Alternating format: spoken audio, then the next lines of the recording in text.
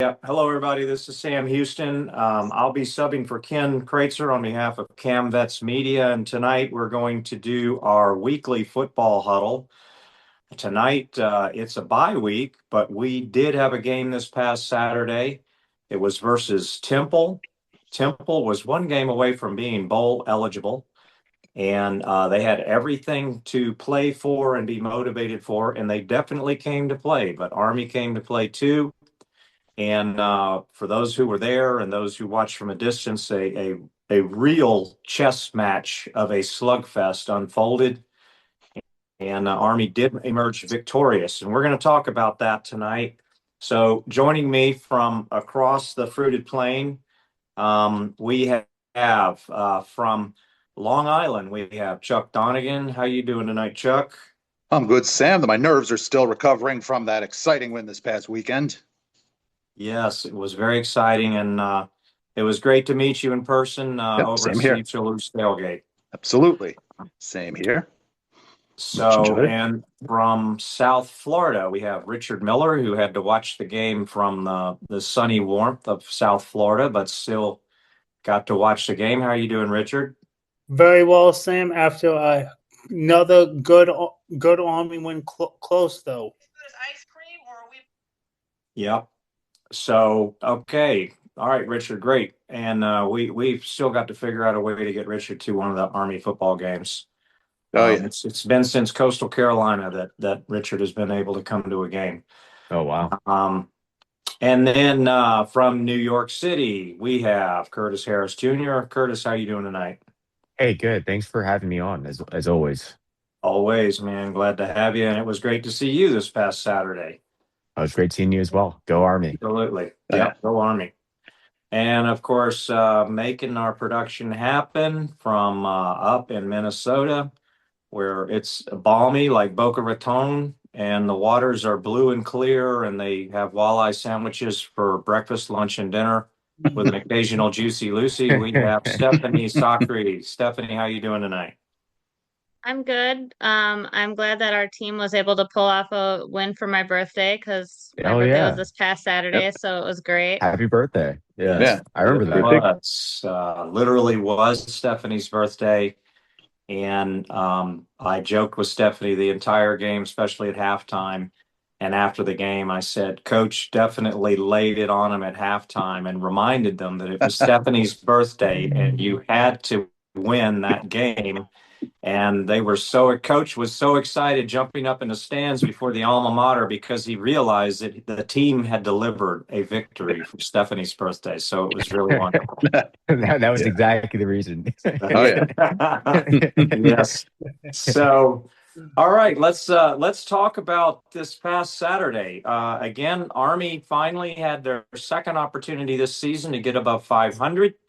Yeah. They came into the game at 4 wins and 4 losses, and we still realize that 3 of those 4 losses came against teams that have an outstanding combined record, and they all came in overtime, double overtime, or in the last 2 minutes of the game. So Yeah. Army has just been a shade away from having a much better record and already being bowl eligible. But they had the opportunity to come into Saturday to get above 500. And Temple came into the game at 5-4, much improved over last season under Casey Keeler, their first year head coach. And they needed just one win to become bowl eligible. So they came in with every motivation to play hard and play for the win. And they really did come out to play. Temple did much better than what they played against Army last year. But in the end, Army managed to pull a master class in time of possession and the ability to manage the clock in the fourth quarter to the point of limiting Temple to one possession, which was a 3-and-out in the fourth quarter. And by the time the gun sounded, Army was kneeling on the ball at the Temple 1 yard line and came out of Mikey Stadium with a victory, 14-13 victory. In the game, Army had 250 total offensive yards. Cool Hand Cale Helms led the team again in rushing with 36 carries for 118 yards and 1 touchdown. He also threw one pass completion to Parker Pulaski, the tight end, which was on a critical 4th and 1, and gained 26 yards to keep a drive alive that ended up scoring a touchdown. Jake Grandina, America's fullback, had his best game of the season, 9 carries for 42 yards and his first touchdown of the season, and it was a thing of beauty. He just bum rushed that thing in from about 7 yards out, and great celebration for everyone. Time of possession, 37 minutes, 38 seconds for Army. They were 7 of 14 on 3rd down, 4 of 5 on 4th down. Compare that to Temple, who had the ball for 22 minutes and 22 seconds, of which barely a minute of that was in the 4th quarter. They totaled 268 yards, but Evan Simon, who has had a fantastic year, only had 157-yard passing. They did have a few downfield plays that definitely made our goosebumps come up and made us be very concerned about some of the Temple drives. But the defense definitely only bent and not break on almost every time Temple had the ball. They did rush for 111 yards. Most of that came, I believe, in the first half. But the Army defense, which is really maturing right now, held them to 2 of 8 on 3rd, although they did give up 2 of 2 on 4th, and one of those 4th down conversions was a touchdown. But regardless, the game proved the resiliency and the improvement of the Army football team this season. The maturity, the fact that there were no turnovers, and this is the 3rd out of the last 4 games, actually the 3rd out of the last 5 games where Army has not had a single turnover. Actually, 4 of the last 5 games now, Army has not committed a single turnover. Their only turnover over the past 5 games happened against Charlotte when there was a fumble that was recovered by Charlotte. Other than that, things have really changed greatly for the Army football team. And now we're looking at an Army team that many people had given up on earlier this season that is 1 win away from being bowl eligible, which is one of the preseason goals of the team. We already know they're in the driver's seat for the CIC trophy. The next game up after the bye week will be Tulsa. But let's talk about Temple. So let's start with Curtis Harris Jr. Tell me your thoughts on the big win this past Saturday at Michie Stadium. So, you kind of mentioned a lot of key points there, but, Army played terrific. I think it was, in terms of managing the clock, watching that last drive in particular was something that I thought was a work of magic. Just Army football, that's how we usually play, and it was a work of beauty. I mean, I think we took off 9 minutes and 58 seconds or 56 seconds. I forgot the exact amount of time, but I mean, Temple at one point was, trying to ensure that either they got the ball back in a turnover, like they were trying to get us to fumble the ball. I don't know if you noticed, but every tackle in that drive, Temple was always going for the ball the entire way through, and Army kept it, and we drove them down. We had a lot of fullback dives with Grandina. I hope I pronounced his name correctly, and he did a great job. And the blocking was great on that drive. That was like historic Jeff Monken era Army football right there. It was great to watch. And then on top of that, when we got down to the end, I want to give props to our quarterback Hale for for sliding out of respect for Temple. He could have just ran it in and scored on them. And, obviously a lot of people who bet probably lost a lot of money on that. But, it doesn't really matter. I mean, obviously we won it. But him doing that was a great sign of respect to Temple, but more so, that was a great win. And Temple came in. I mean, they were a good team. I mean, as you mentioned, they were almost bowl eligible going in. They're 5-5, and we shut that down really quickly. So props to Army. I mean, that was just a great win. And then there was that one play. I think you mentioned already. We went 4-5 on 4th down. The one play that we missed the 4th down when Kale got hit in the backfield. We missed a block there. I mean, at least that's what it looked like. I don't know what the scheme exactly was. I mean, I know the play because I've seen that play before. It was a reverse quarterback maneuver where he looks like he's going one way, and he goes the other way. Counter, you can call it a counter option. I'm not really sure what you would call that play, but it looked like somebody just missed the block. And I'm not calling out people right now. That's not the point. I'm just saying that's the only thing that happened when you missed that 1 4th down. If it wasn't for that play, I think we would have gotten it. Yeah. And, it was a great win all around, though. Yeah. Coach Monken addressed that in his presser on Tuesday. And when he was asked about that specific play, he said it was purely a missed block. The linebacker came unblocked in the B gap. The person who was supposed to have picked him up totally missed his block. And we saw what happened. It resulted in a 1 or 2 yard loss on a 4th and 1. Temple took the ball. And that was probably the only, that next 26 seconds or so was probably the only bad sequence of time that elapsed in the entire game, in my opinion, where it literally was a moment where you would have expected, with 26 seconds to go on the clock, that Temple would not have had the opportunity to put a few more points on the board. But as it was, they did play the quick out game on their passing attack. They managed to get several completions on the outside with the receiver going out of bounds and stopping the clock.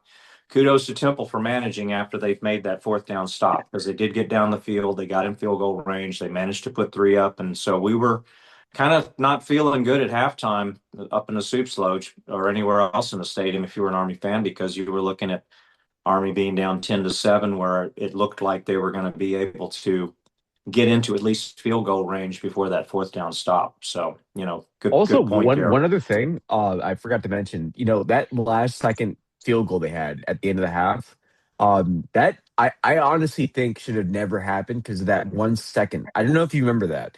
When they threw it into the end zone, they tried to get it to their tight end on a post route or a slant. I couldn't tell from that angle, but it looked like a post route. And it was a kind of a late post route. He tried to deceive our team by looking like he was blocking, and then he kind of went out. I know it's something you really can't control, but timing wise, I think the refs got that wrong. I don't think they had any time on the clock left. I think that the game was not the game. The half was over. At that point. I remember the sequence, and Monken did call timeout and argued with the refs, which led to a review of the game clock. And the refs determined that there was still a second left on the clock after a review. So they did actually do a replay review of the clock. And of course, where we were sitting there on the screen, they weren't showing a replay of the game clock and the play. So I had no real basis to see whether or not there was an argument there. But Coach believed there was after review. They upheld the call on the field and they let him kick the field goal. But anyway, fortunately, it didn't hurt us in the end. But anyway, let's move on to Chuck. Chuck Donegan was there. And what were your thoughts on the game, Chuck? Well, Sam, a phrase I keep here being thrown around is it was like a chess match. I know Seth Mendelson from Black Knight Nation used that in the post-game press conference as well. I think it's a very apt one, It was very slow-moving, methodical, but, got the job done. The 14-13 win, though it was a nail-biter, was certainly a far cry from the runaway wins we often see, and certainly nothing like the last time the Black Knights and the Owls got together, with that 42-14 win you were mentioning before. But all told, it was a good day all around, even if the 1-point lead made the second half a real nail-biter. We had some real achievements. Cal Helms going 100-plus yards for the 4th time this season. Yep, and for Jake Helms, it was his 3rd game with 30 or more carries. Yep, and a career high for Jake Rendina, 42 rushing yards, as you said, also marking his first career start at running back, and Parker Poloski's 26-yard catch, longest in his career as well. So all told, I think it was a good day for the Black Knights, though we had to work to earn it, that was for sure. It definitely was a workman's game, and I remember reading Seth's post-game write-up about the game, and I believe that he mentioned, if not, I'll give him credit for it anyway, but I believe he mentioned that he believed that it was Coach Monken's best coaching performance of the year, of this season. And I like to call this game the Tulane atonement game because what Monken knew, just like in the Tulane game, was that he was staring at a very explosive offense on the other side of the ball, of the Yep. other side of the field.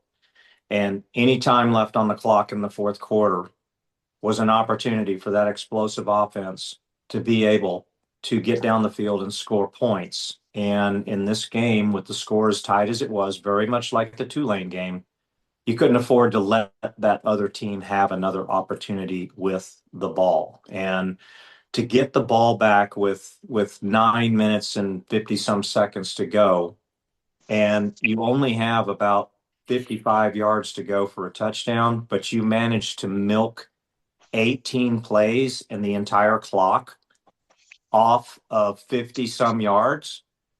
That has to be a masterclass to the rest of college football about how you can effectively use your offense as the best defense of keeping the other offense off the field for the rest of the game. And you could see how frustrated the Temple defensive players were on the field, especially when Army got down inside the 10 and they were deliberately trying to let Army score. As a matter of fact, there was one play where the Temple player raised his hands as though Army had scored a touchdown because they were Yeah. trying to let him score because they wanted the ball back.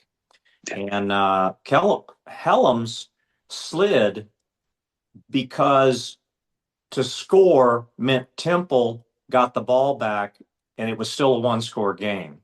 So what Helms did, I believe the coaches told him to slide when you get the first down, slide, and that allows us to run the clock out.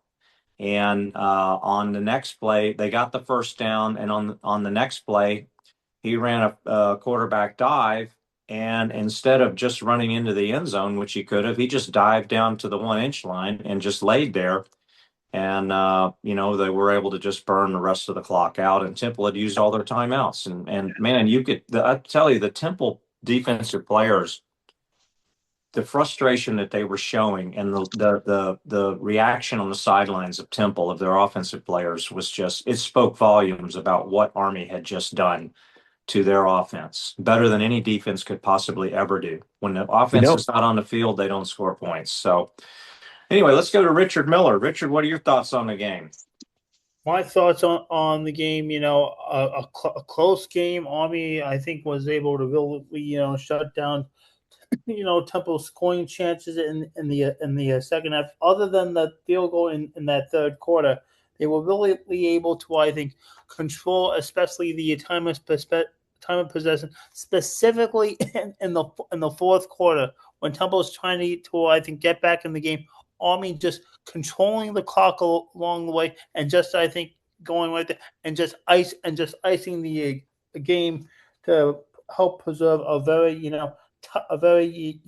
a very tight win, because in this game, despite the fact that also that Temple had outgained them by 18 yards, and also a passing as well. At the end of the day, all that matters is it's like who won the game. Army won the game. They were able to shut down Temple. I think again important times, and that's so critical in these, I think, quote, nail biting games. They're close, they're exciting, but oh man, they take, I think, a lot of they take every second, because this football, as we all know, football, it's a 60-minute game. Two halves, 4 quarters. It's a 60-minute game, and the team that played obviously the more complete 60-minute game in this one was Army. Indeed, it was. And when the gun sounded at the end of the game, uh, after sweating about, I don't know, 20 pounds of bullets out and realizing that Army had won, I had to have me and many others around me had this little personal conflict about how there was one part of me that wanted Army to score a touchdown in the end. And then there was the other part of me that wanted Army just win, baby, just win. So I looked at, as soon as it was over, I made a comment about, well, they didn't score a touchdown, but they won. And then I looked at Stephanie and I said, hey, you know what? whether it's 1 point or 50 points, the W is a W, man. And Army just got a W. So let's just take that one to the bank and head out to Steve's tailgate. So, and that's exactly what we did. Yeah. Stephanie, what were your thoughts? I mean, you were there. You got to experience the whole gamut of the stress of that game, but come out a winner and feeling good. I think we could hear. So yeah, I like the game. It was definitely a nail biter game. There was a lot of times where I was like, oh, we're done. This isn't winning. You know, and they ended up pulling out a win. I really liked the nice punt that, Wagenseller did. That was a really good punt that he did. But there was also a good bounce back that Sam had pointed out with that Temple had did when they punted it and it bounced back. He was like, that was a good punt. That was a good bounce. Mm-hmm. And so both teams played good. Army just came out on top and it was great. It was Oh, yeah. great. It was a great game. It was a great weekend. We'll talk about that in a minute too. We'll give some shout outs to some people. So an interesting fact, I got to go back. I unfortunately don't have it written right out in front of me, but I believe one of the stats that I saw about this game was that it was the fewest combined possessions on offense in a college football game since, I don't know, 2006, 2007. That's how few possessions the teams had, how few opportunities there were on the field for each team to be able to put points on the board. And as Coach Monken said in his presser a couple of days ago, Temple came into the game, I think, the number one turnover ball protecting team in FBS. They've only committed 2 turnovers this entire season, and they did not commit any turnovers in this game. And as Coach Monken said, if Army had committed just 1 turnover, it might have cost them the game. Yeah. But Army did not turn the ball over. Army stayed true to the game plan, true to the system, true to what coach was telling them to do, and they managed to grind out the win. So it was a fantastic win. Let's talk a little bit about the defense. I'll say my little piece real quick about the defense, and then we'll talk a little bit about the offense moving forward. Defense, I really believe that Nate Woody and his defensive unit are maturing at the right time.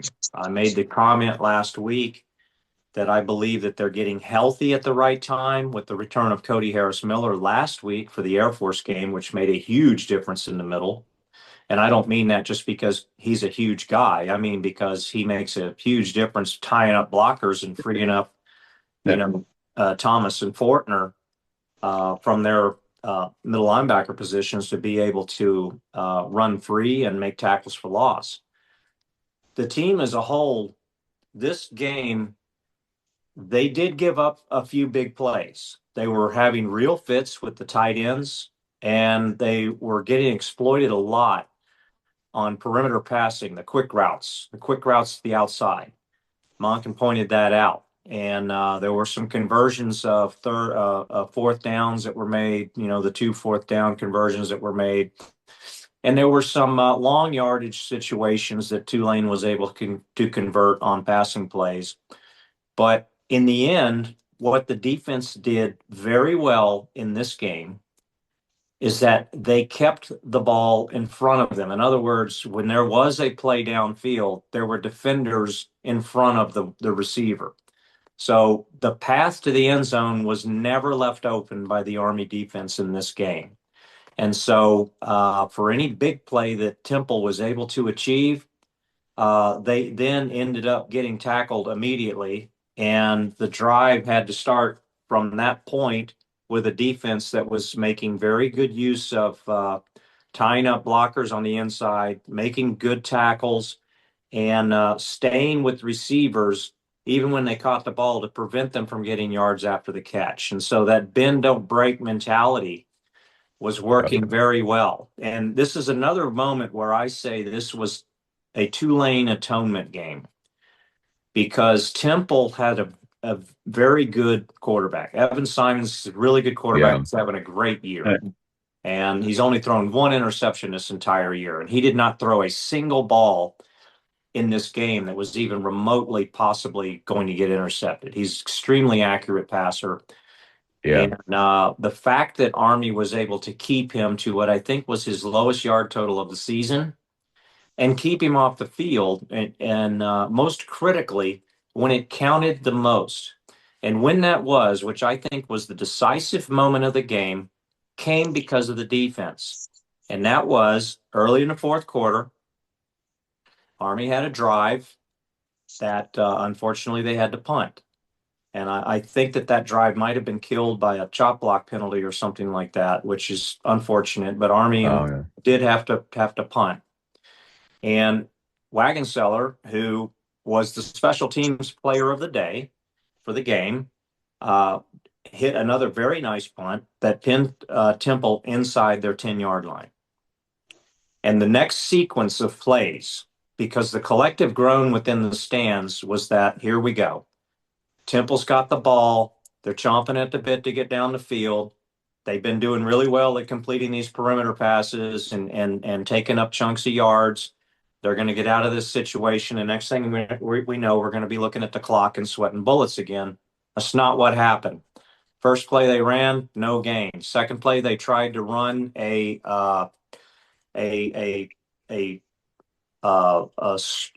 sweep, a fake sweep pass, which failed because the receiver was covered. So Army's defense was not fooled.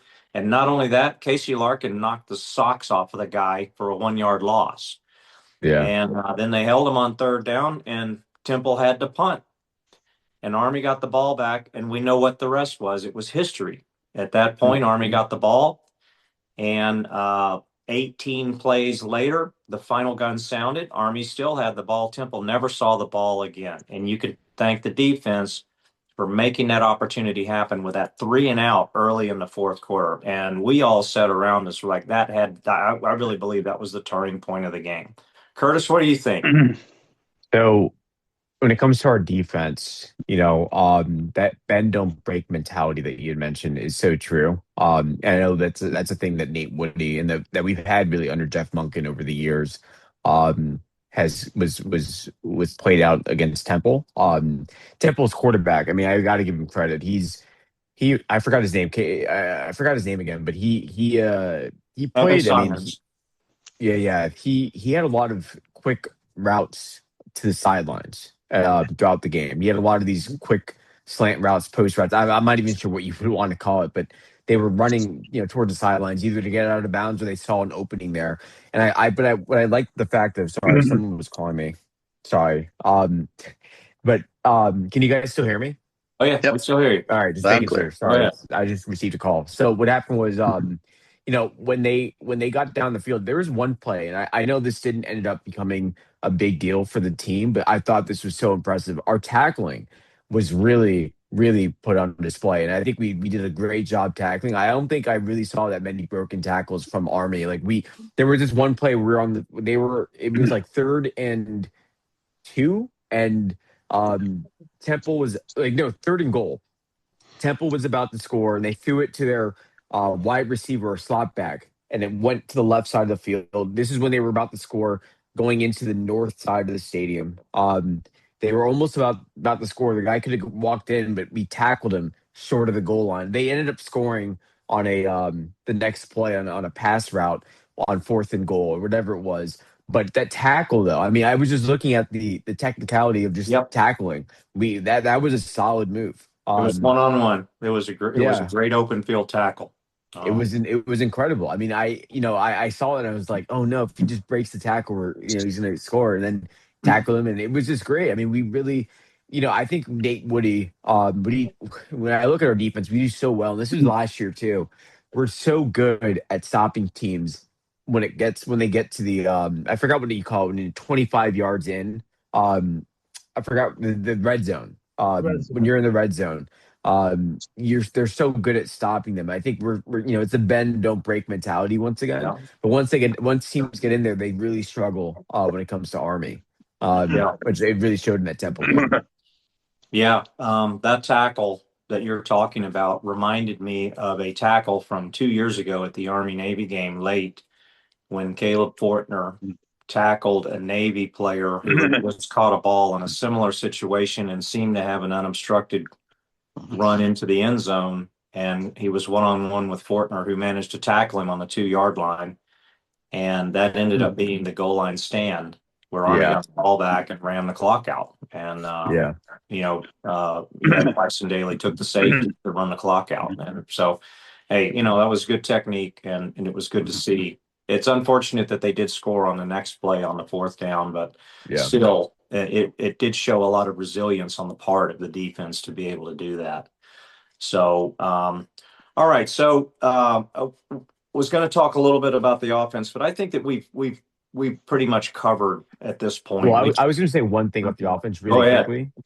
So, when I was watching this Temple game, and it was great seeing it from the Army's perspective, but I can't lie, and this is going to be so hard for me to bring up, but it reminded me of when Navy was dominating us in the Army Navy games, and when they would just keep the ball all the way through the games, and we would try to stop them. I hate to bring that up, but it reminded that, like, when we took Temple for 9 minutes and 56 seconds or whatever it was. I hate to bring that as a reminder, but it just reminded me of seeing it, but from the other side now. Yeah. Like when we took Temple down, they couldn't get the ball back. I was like, this reminds me of Army Navy back in the days. Back in the day, yeah. Yeah, but I just had to Unbelievable. throw that in there. Yeah, and that's a really good point, Curtis. And I think the highlight, probably the biggest highlight out of the offense for me in this game was a resurgence of the B back or fullback dive, and Army was running a Briggs Bartosh. They announced that he was injured and he wouldn't suit up for the game, and I think he was on the sideline in shorts. I don't know what his injury was, and I hope that he's okay. But the trio of Jake Rendina, Hayden Reed, and Carson Smith, they were just battering rams in there, and they were picking up 3, 4, and 5 yards on every carry up the middle, and that's a good thing to see because it takes some of the load off of Cale Helms and takes some of the hits off too. And we know that those guys were also doing a great job blocking, and ball security has been outstanding after an opening of the season in which it seemed like Army couldn't even, hold on to the ball if they had, old Jack Tatum stick 'em on their hands or something like that. But really a good job in that. And now I know they're getting ready for the Tulsa game. But as far as the game day experience, I said I want to give some shout outs. Stephanie and I had a good time. We really appreciated being able to go to the Soups tailgate as always. We caught up with the Wagon Sellers as always. We love the Wagon Sellers, and his son was special teams player of the game. We had a great time catching up with the Larkins, and because of the Larkins, we got invited to the players' family tailgate in F Lot after the game, which was fabulous. And we really appreciated that opportunity. The second we walked up to that tailgate, none other than Cole Seawright was standing there with a tray of a special shot called the Black Knight Blitz that one of the mothers had made, and we were the first to sample it, and it was awesome. And we got to catch up with the Helms because Cale and his, Cool Hand Cale and his brother and the Helms, they were all over at Steve Shalhoub's tailgate, and I got to talk at length with the Helms. They're such a class family, and I really enjoyed meeting them and being able to spend the time.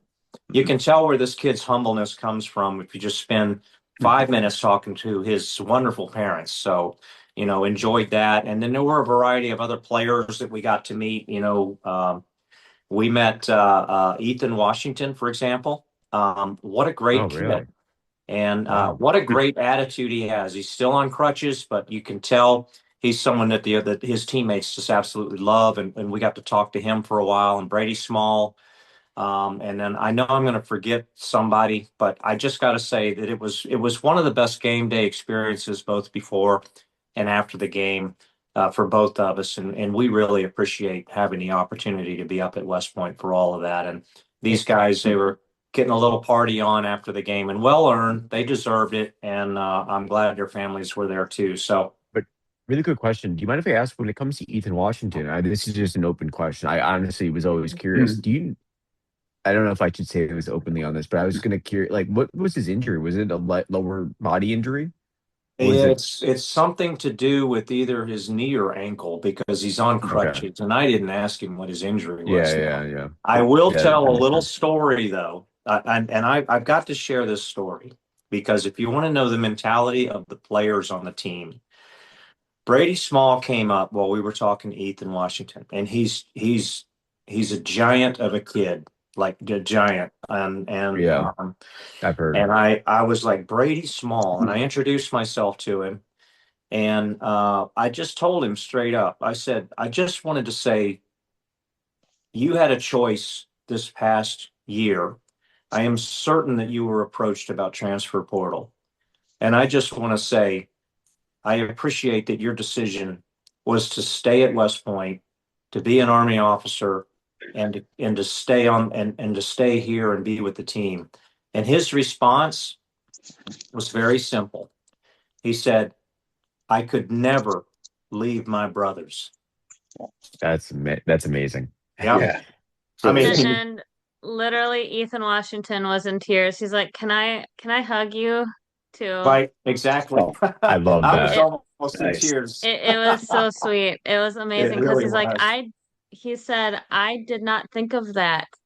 And so the brothers in arms hugged it out and Mhm. it was very That's awesome. amazing. Yeah, Yeah, that's. I yeah. mean, We I've had heard a that group from. hug, Go ahead. actually. We had a group hug with the That players. wasn't It was after awesome, that man. one though. Oh, Well, we had a That was at a group we have a different group one. hug with. That was with long day. Ethan. That was with Ethan, I think, and two other. No, But Anyway, I didn't realize that was also the weekend of the class reunion for class of 2015. I looked at yes. the stadium. We sold out, like you said. I know right now we're in renovations, and by the Yeah, way, the yeah, stadium looks great. Like the future renovations for the stadium and the future look of Mikey Stadium, I thought looked great. We're gonna still have the view of the lake, as well as the yep, I guess the pond, the water that's back there. yeah, It's not a lake, sorry, but anyhow. It's going to look great, but more so, I was just really impressed by the attendance of the fans. It yeah. was great to see the 12th man be out there supporting our team and really making some noise during the game. I mean, it They were was, very loud. from the pictures I've seen, it looked like we were sold out to the point where every seat was taken up top in our right above us in the soup loge. Um, It was sold out. Yeah, there were three different classes having their reunions. There was 1995, 2005, and 2015 were all there and in force, as a matter of fact. But anyway, Sam, yes, Richard, go ahead. I did, by the way, you said that there was an injury to Ethan Washington. That wouldn't yeah. be that would not be the knee, right? I don't. It's a lower I think leg it might have been injury. his, yeah, He did it. It happened before the in season started. preseason. Yeah. The knee injury. It was a non-contact injury, and he's out for the season. He'll be back next year. So, thanks, Richard. Yeah. Well, let's move on. We're in the bye week now, and the next game up is Tulsa. Tulsa is not having a great season. We're not going to go into much talking about Tulsa right now, but preparation for Tulsa is obviously on Coach Monken's mind. And at the presser this past week on Tuesday, Ken Kreitzer got the opportunity to ask Coach Monken a couple of questions. One was a very powerful question. Kudos to Ken for this question. It was about basically what it meant for Coach Monken to be able to coach at such a storied institution with such Yeah. a historic program. And Coach Monken's answer is for the books. For anyone who wonders, if you're still on the fence wondering if Coach Monken ain't the right guy for Army.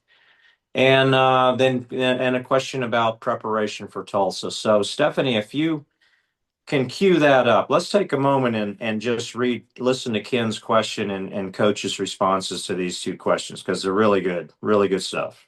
All righty. Glad you brought that up. I watched it. I was like, I got chills when I listened to his response. But no, it was a great response, and Yeah. I've told Jeff Monken in person that you represent West Point so Oh, yeah. well. Absolutely. He invoked the name of Paul Johnson in presser. I loved it. All right. Here we go.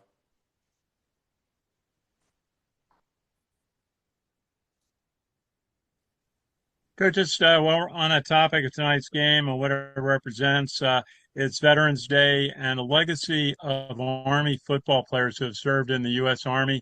I go back to General Dwight D. Eisenhower, a former Army linebacker who did what he did in World War II and rose to the presidency, and so many others. Pete Dawkins, who we see. What are your thoughts about leading a program that had so much impact on American history?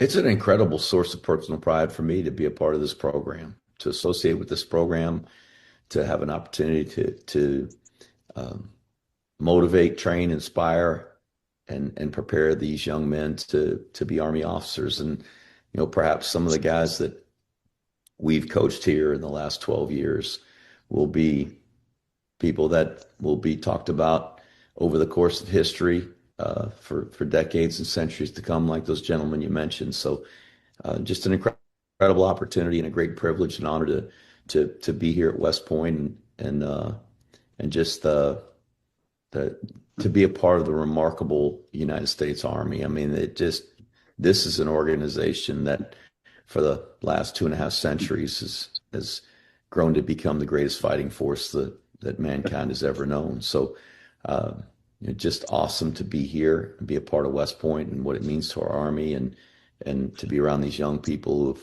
committed to a life of service.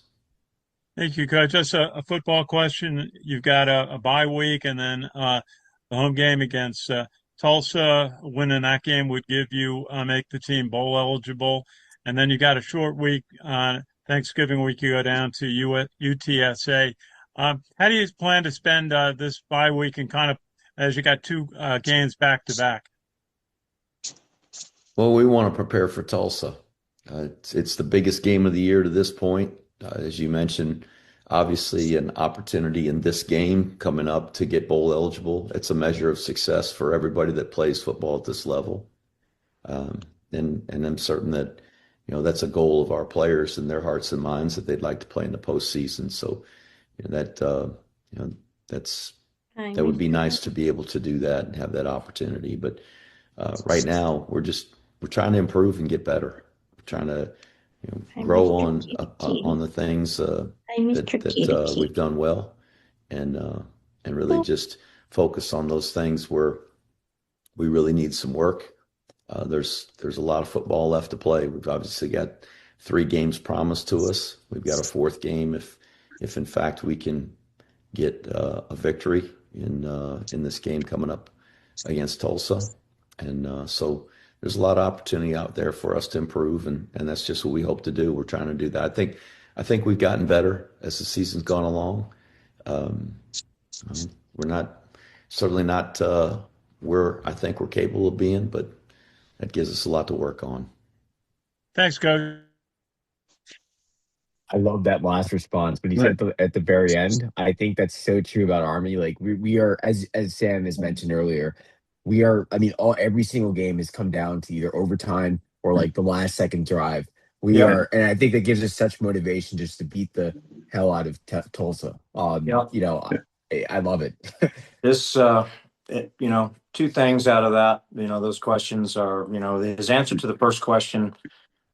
In my opinion, I think that Coach Monken is exactly where he was meant to be, and that is at United States Military Academy as the head football coach.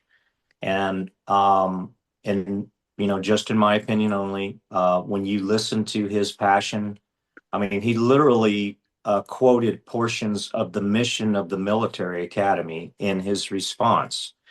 And he is the first coach in my lifetime who I believe has literally internalized all of the values of the academy, and also recognizes the critical role that core squad athletics, namely in his case, the football program, plays in preparing these future leaders of our country to be the best that they can be, to understand how to be team-oriented leaders and selfless servants in their leadership approach.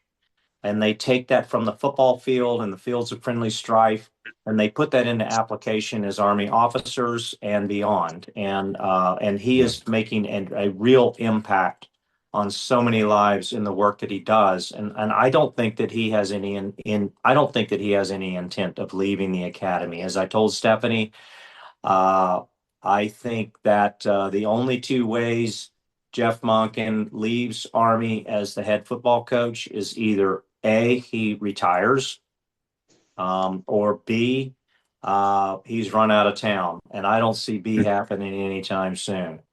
As far as preparing for Tulsa and Curtis, to your point, the last comment that he made, it did remind me of one thing that I was going to say that is still a concern of mine, but I want to tie this into what I was saying earlier, that I really do believe this team is maturing and getting healthy and getting more confident in everything that they're doing right now, and they're gaining momentum at the right time of the season, and that is where the offense is concerned.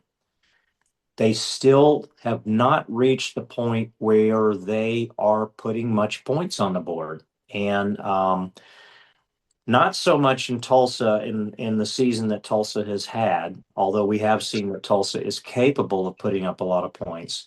UTSA is an extremely explosive offense, and if they get going, and we already know what Navy can do when their Delaware wing tee gets to going. And we saw what happened last season when their Delaware wing tee got going in the Army Navy game, and we were just too tired and didn't have the firepower to keep up.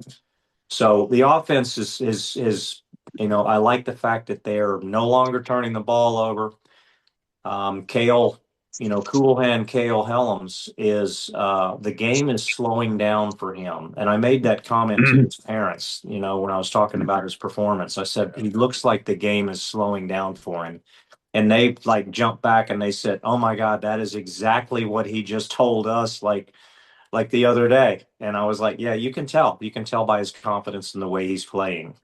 Swagger. Yeah. In this game that I would like to see improvements, and we can talk about this next week. I don't want to take up too much time, but just some minor little things that I saw on the offense is that there were several times where the quarterback fullback mesh read was missed, that Helms kept the ball rather than handing it off. That read was missed.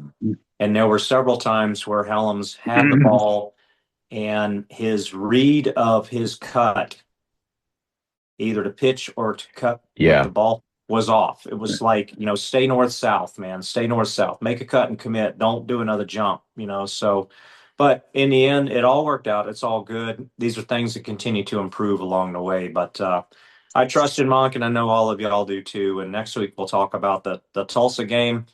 But let's move on with our huddle. So let's start with Richard Miller. Richard, tell us about 5 top 25 games from this past Saturday. Yes, according to a couple of top 25 games from over this weekend. Let's see. As we get up here, let's see. We have number 1 Ohio State defeating Purdue 34-10. Number 2 Indiana 27-24 over Penn State. That was a great game. Number 5 Georgia 41-21 over Mississippi State. Number 3 Texas A&M over Missouri 38-17. Also, we have number 9 Oregon and number 20 Iowa 18-16. Oregon defeated Iowa, and also and by the way, let's see what game. And we have number 7 BYU and Texas Tech. Texas Tech defeated BYU 20. Wait, really? 29 to 7. I And didn't know Sure that. did. Sure Jesus.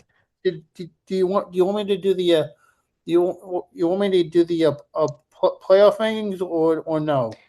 No, that's Go good, ahead. Richard. Oh, my bad. Sorry. Yeah, Oh, go, go that's ahead. good, Richard. Thank you. We went long on the Temple discussion, and I want to make sure that we touch everything that we need to.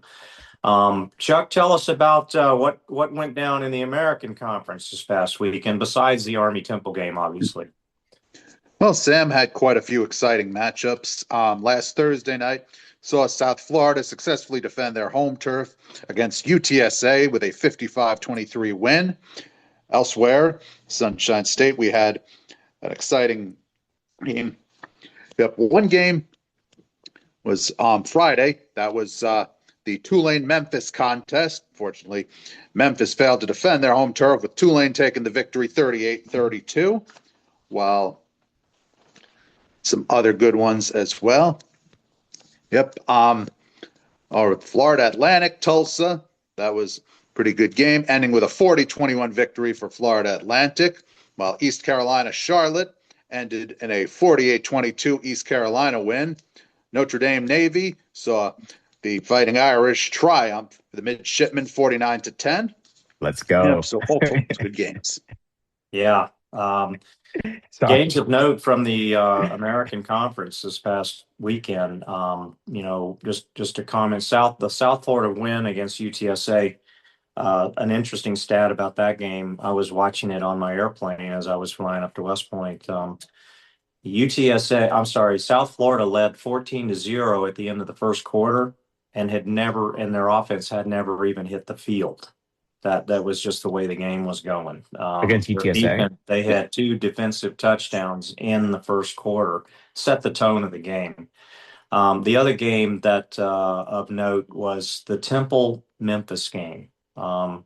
Tulane, it really stung with them when they lost that game a week ago, and they came into Memphis and they really punched Memphis in the mouth. I mean, they went in the Liberty Stadium and walked away with a win. And Tulane at this point and South Florida are the two teams in the driver's seat for playing in the American Conference Championship. Both North Texas, right? Well, North Texas is on the outside in, looking in because they lost to South Florida. So, You're right. Sorry. they Yeah, need you're some right. help. Now maybe they'll get some help from Navy this Saturday. You never know. I don't think that's going to happen. Which brings us to Navy, and again, don't want to dwell on this too long, but we were talking about it before the huddle started. Navy has lost their last two games in a row. And they committed 3 turnovers against North Texas, ended up losing 31-17, and that ended their undefeated season. And then this past Saturday, strangely enough, Horvath magically ended up being injured. We don't know what the injury was. Some of us are a little bit convinced that he was deliberately held out of the game to keep him healthy for American Conference games. They came in as a 26.5-point underdog, and they lost by more than that. They lost by 39 points, and it was ugly. And Notre Dame literally trashed the midshipmen up one side and down the other. Things don't get better for the midshipmen. This coming Saturday, they have to play South Florida. And we just mentioned South Florida is in the driver's seat I believe they're in the driver's seat right now to host the American Conference Championship. And if they win out, I believe they do host the American Conference Championship. So they've got a lot to play for, and they play very well. And let's remember that they also beat 2 top 25 teams this season. So they played a tough schedule. Yeah. I haven't mentioned Air Force because I really don't care about Air Force. We beat the Zoomies and whatever they do the rest of the season. The only thing I've got to watch on is whether or not Troy Calhoun survives the season. That's the only thing I'm watching. Other than that, I really could care less. Well, we do keep an eye on the Zoomies because they've got to, after they play South Florida, they got to travel to Memphis themselves. And they got to battle a Memphis team that is still hoping to battle their way into the American Conference Championship. So, Navy is running the prospect of going through the buzzsaw that Army kind of went through last season. leading up to the Army-Navy game. And I'm not saying it's going to make a difference when the two teams meet. But speaking of Army-Navy, Army very early this year, just this week, dropped their new Army-Navy uniform, and it's looking pretty sweet. I've seen mixed reviews. We'll go around the horn and get people's impressions about it. It honors the 250th birthday of the United States Army, and has a lot of historical context to it. It's a silver helmet with the "This We'll Defend" an Army logo on the side. 1775, to the present, 250 years. It's a white uniform, very much like the old 10th Mountain, but the letters, the numbering on it are very similar to the Shamrock Classic game from a year ago against Notre Dame. Yeah. So, but to have the uniform drop so early, I thought that was unusual. I just had the conversation with someone just the other day that normally they didn't come out until you get teasers all the way up until the bye week before Army-Navy, and then suddenly they would be revealed. But no, we know what they look like. They're already on sale at the AOG gift shop and at the West Point gift shop, and all the the secondhand producers of athletic wear. They've already got them all advertised on social media, so you can get yours. But Curtis, what do you think? What are your impressions of Yeah, the so I guess first thing, before I get into the impression, Sorry. but I guess no, you're good, Stephanie, you're good. I was just thinking, I guess when it comes to the uniforms, there's one of two things. One, I like them, but before I get into that, I was going to say the reason why they're releasing them early, it's a financial thing. I think it's actually not that Army's like struggling financially. What I'm saying is this is good for Army because it gives people more time to purchase their products. We're talking like if you're being strategic about it, I'm not saying we release them in September, but what I'm saying is if you have it, like if you only have a week to purchase the products for the Army Navy game, and then you wear them for the Army Navy game. And then after that, people still wear them. I have friends who wear the Army Navy gear for years to come. But for the majority of folks who are, not necessarily West Point grads or they're not necessarily affiliated with the team, they come and buy the jerseys really quickly and they wear it for the Army Navy game and they put it away and they get ready for next year because it's turned into a very big cycle. I think for them to release it early was actually a good strategy. And I know it was the day after Veterans Day.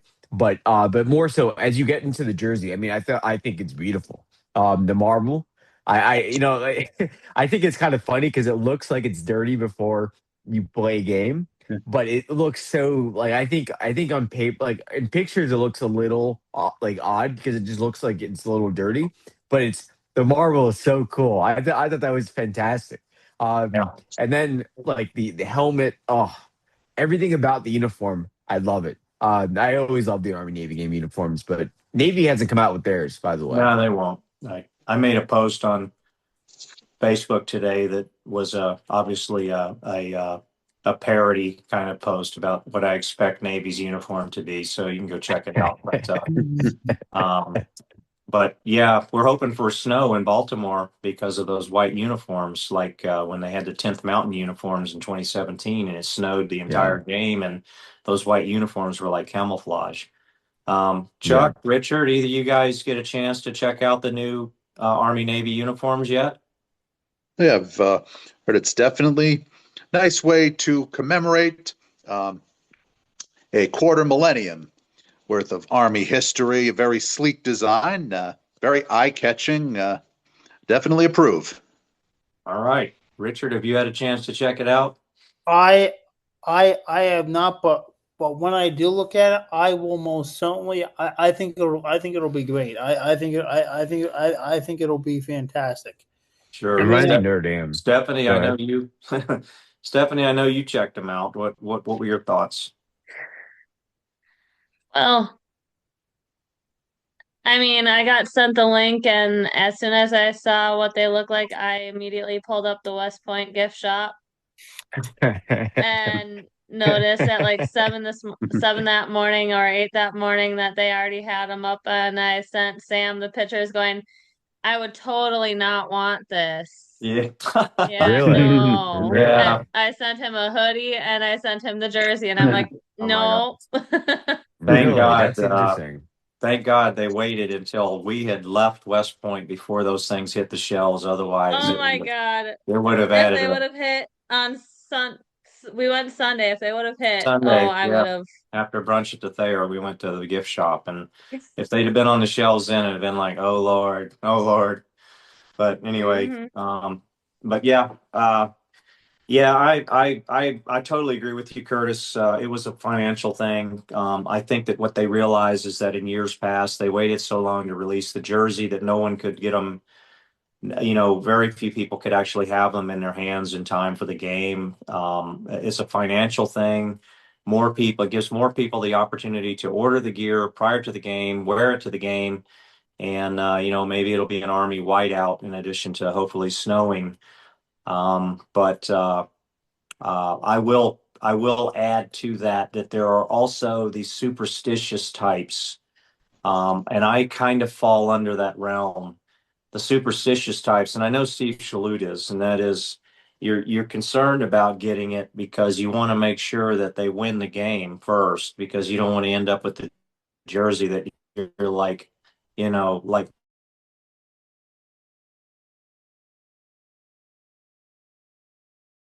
replica of last year's jersey. And I wear it every now and then, yeah, but I always remember that was a jersey Yeah. of a year that they lost.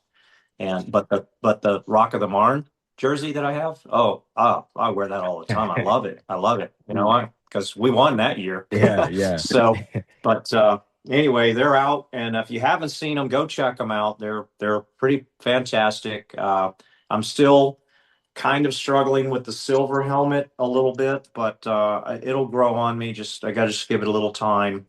I'm sure Speaking the of Rock folks. of the Marn, Uh-oh. Here we go. Mhm. Here we go.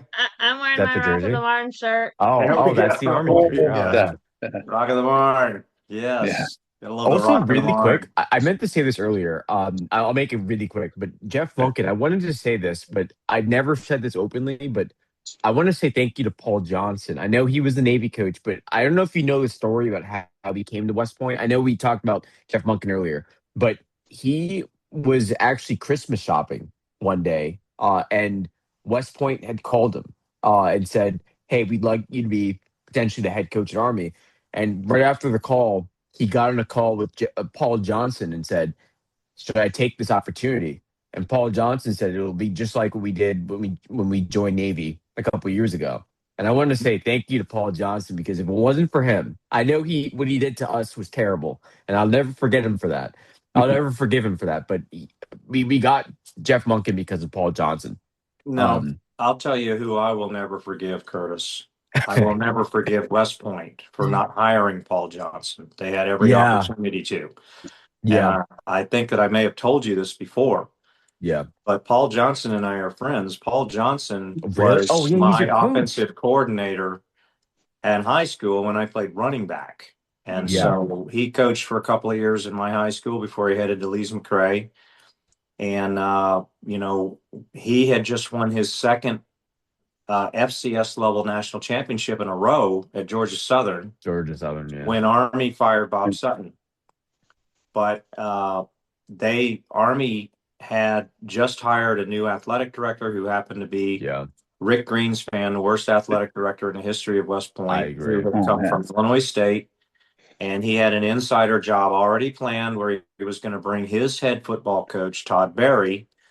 And so That set us back. just like a posting on USA Jobs, you list the posting and you interview a few folks, but you already have someone in mind. And that's what happened. Did Paul Johnson get a phone call? Yeah, he got a phone call. So he got a Mm. telephone interview. But I happened to run into Paul Johnson right after Todd Berry got hired. My Really? county in North Carolina held a Paul Johnson Day to celebrate his second straight FCS level national championship. And they had a big parade. They gave him the keys to the city. He was at the town courthouse, the county seat courthouse, to give a talk. And I just happened to be home on R&R, a little leave, not R&R at the time, just leave. And my dad told me about it. And he's like, hey, you want to go see your old coach? And I was like, yeah, man, let's go. So we go up there, and he saw me from the back of the room walk in. He called me up, and I Wow. asked him, I was like, Coach, please tell me Army, please tell me. Actually, they had not offered Todd Berry yet. And I was just like, Coach, please tell me Army is talking to you about the job. And he's like, they're not going to hire me. They've already got somebody in mind. And he's like, I'm not supposed to tell you, but they're going to hire that guy from Illinois State. And Right. We almost had and he was Johnson. like, and he just leaned into me and he said, and let me tell you something straight, Army will never win with Todd Berry. I guarantee it. They don't have the athletes and his system will not work. So you just mark my words. And he was very angry about this whole thing. So when he got hired by Navy the next year, I don't fault him one bit for having a vendetta on just crushing Army every year to show Army what you could have had if you hadn't been stupid. But yes, Jesus Christ. in a conversation I had with Coach Monken last season, I brought up Paul Johnson, and he did confirm with me that yes, he does counsel. Paul Johnson is a mentor of his, and he does counsel with him about every week, and that's a good thing because Paul Johnson is now in the College Football Coaches Hall of Fame. Yeah. And he's just one of the greatest option. He was the inventor of the flex bone.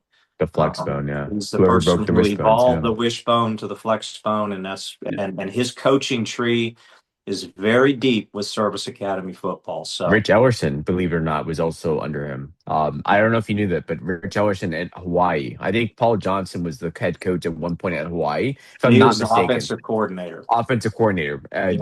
Rich Ellerson was actually Rich Ellerson, Kenny Matalolo, and Jeff. I don't think Jeff Monken was on the team, but Kenny Matalolo, Rich Ellerson were both in that on that squad as coaches. Yep, it's incredible coaching tree for sure.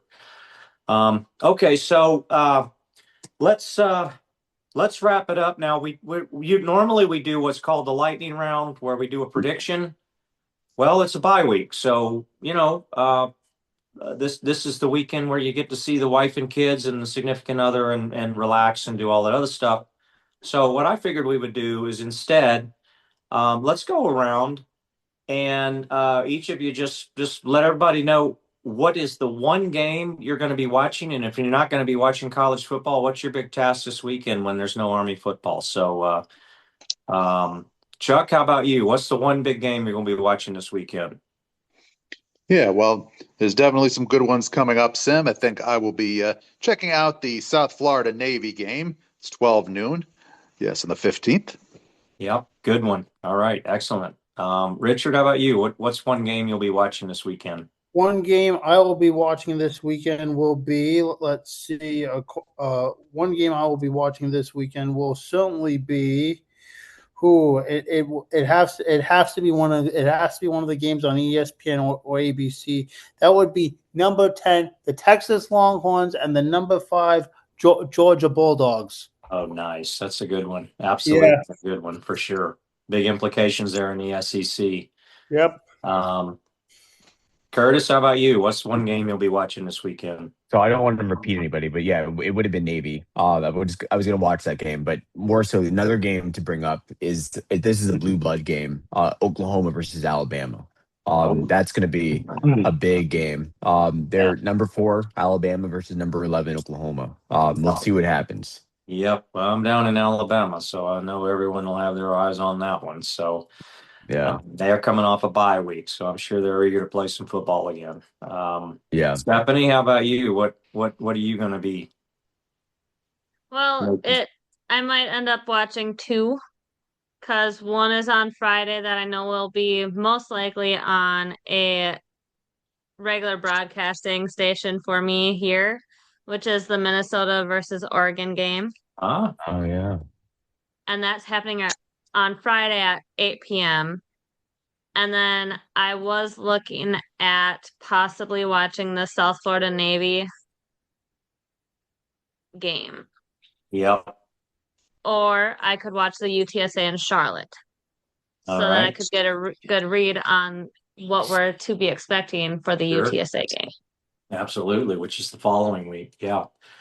Well, 2 weeks from now. And okay, so for me, one game that I will be watching, and it will be live stream, so you can watch it. Huge star game this weekend for the Army sprint football team. They are hosting Navy this Saturday at Shea Stadium at West Point. The undefeated Army sprint football team will be hosting Navy for the star. And once again, the game will be live streamed. I forget the kickoff time, but I will be tuning into that because being the 150 sprint alum myself, I like to see the sprint team beat the Squids, just like I love seeing the big team beat the Squids.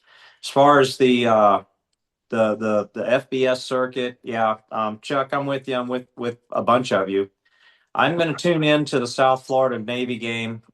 There are some question marks that I've got. We do not play South Florida this season, but I want to see. Thank God. I want to see what's going on with Horvath.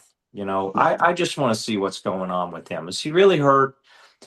Because last year they pulled a big psyop on Army about Horvath and his health, and they let the rumor spread that he was out for the season. It turned out he was just fine. So, I would like to see Navy come in and play with both hands available and not one hand tied behind the back, and give USF everything they can handle. And I want to watch the game and see how it goes. So that'll be the one that I'll watch. But, actually, the Alabama game, I'm sure it's going to be on in places that I go. So I'll definitely be seeing that one. And thanks to Richard for pointing out that Georgia-Texas game. That should be a great one. Yeah. So, all right, let's wrap this up. I think we might have gone just a little bit over time, but it's been a great discussion with all of you. Any closing thoughts before we wrap us up? Well, I got to speak with Cale Helms. I think you mentioned this. Cale Helms' parents, and you already talked about this, Sam.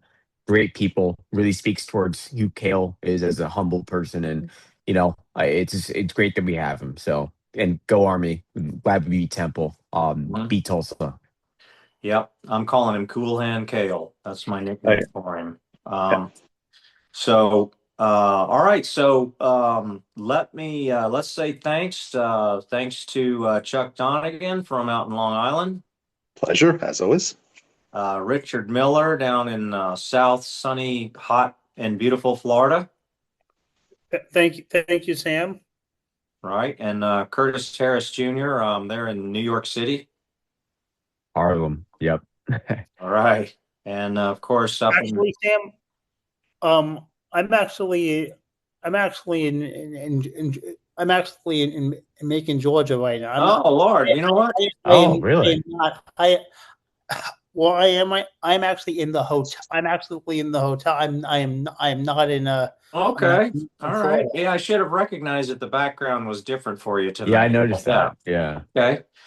And then up in sunny, balmy, beautiful, palm trees waving and seagulls chirping with beach bars everywhere because there's lakes everywhere. Minnesota, we have Stephanie who does a great production here. Thank you, Stephanie. Thank you, Stephanie. Seriously. I wish I was where you were picturing, making me seem like I was, because Palm beaches. Damn, luckily it's gonna get into the 60s this weekend, but it's just gonna drop back down to the 40s again. We're gonna have to put off that. It's cold. Gonna have to put off that ice fishing another week or two. I guess. Sorry. So, I'm coming to you live from of course, the Beat Navy studio here in Huntsville, Alabama. And we produce this every week to talk about Army football and other things peripheral to Army that are involved with the Army football season.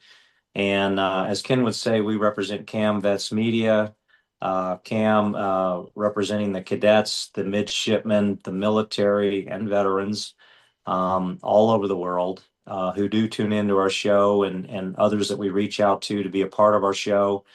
And since what year was it, Stephanie, that CamVetsMedia has been producing this? 2008. So 2008.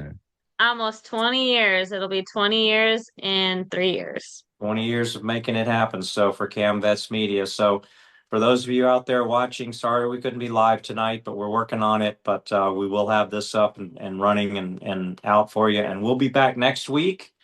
And we'll have a special guest next week, and looking forward to having him on. So We'll be on Tuesday next week. Yes, Tuesday night. We'll back to our normal Tuesday night, 8:30 Eastern Time, 7:30 Central Standard Time, and we'll be talking about beating Tulsa. So, Two special guests. oh, we have two special guests. Okay, we might Yep. need to talk about that because. No, you already know who it is. Oh, okay. It's not just one of them. It is Oh, that's seven. right. Yeah. Okay. Yeah. We have two special guests next week, of course. Mm. Yes. There's your teaser. We excited got to see two them. special guests next week. So again, thanks for everyone for joining us on the panel tonight. We missed Steve Shalhoub. Hopefully we'll have him back next week. He had some family obligations he had to tend to. Ken should be back next Tuesday to join us and host the huddle. And again, we will convene with our two special guests next week on Tuesday night to talk about what it takes to beat Tulsa and become bowl eligible. Yes, and then we can also speculate on what bowl game we might be making a trip to later this season. So, all right, with that, good night, everybody, and thanks for joining us. Go Army. Go Army. Go on.